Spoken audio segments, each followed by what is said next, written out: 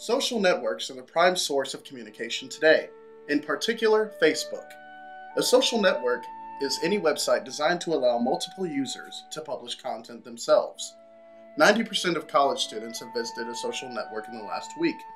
Social networks have enabled students to connect with each other at a massive level. However, social networks are ruining our society, creating more socially inept students whose grades are decreasing, and these sites could result in a divorce rate for future generations that is inconceivable to man today.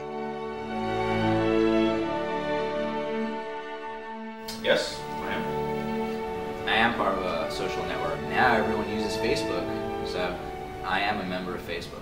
Yes, I am definitely a part of Facebook. I joined Twitter. I don't use that as much, and of course I'm on email. I used to be on MySpace, but then it just got too creepy. Yeah, daily user. I'm a very frequent user of Facebook, just like the majority of the youth of today. I'm on Facebook every single day. It's almost impossible to say because I have a Facebook app on my phone, and anytime I get a notification, it's almost like a text message. I don't know if I'm supposed to admit it, but I drive and look too. I remember spending hours talking to my friends on AIM and Yahoo Messenger. You had a window to type messages to whoever you were chatting with. Social networks allow you to share your info with all of your friends. People can now find out all the information they need to know. The result is a friendship lost. If all we ever do is communicate online, we will not gain any in-person experience, resulting in a more socially inept society. Well, it's Facebook, and I usually I'm there a few times a day, at work, and whenever I'm kind of sitting at home. Yeah, I have my Facebook open. If I'm just doing a brief homework assignment or something that doesn't involve intense concentration, I'll have it open in another tab. If I'm really trying to study, I have to make a conscious effort not to have Facebook up. What we do know is that many students spend much of their time on Facebook each day, especially those of us in college. It is also certain that many of us visit our social networks while we study, or rather, instead of studying. Certainly, education has been on the decrease for a while and is continuing to do so each year. Perhaps the students' anxiety over expectant messages causes for a lack of focus.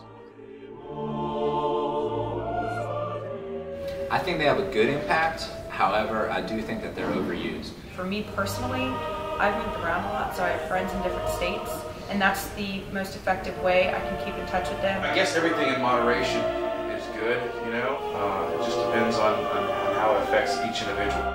It is unquestionable that the most important aspect of a relationship is communication. If all the questions of someone's life are answered on a site, then they will usually not be mentioned in person.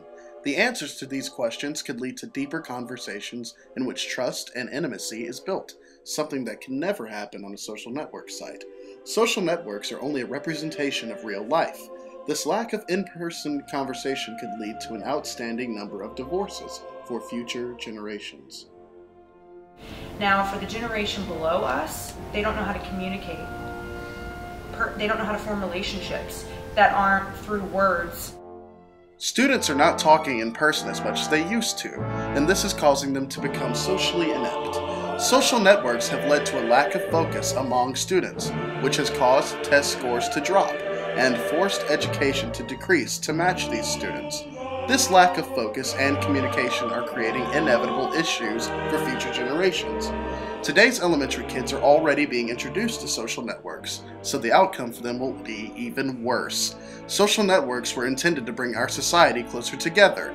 Unfortunately, it has only isolated us from each other even more. This fact is the network impact.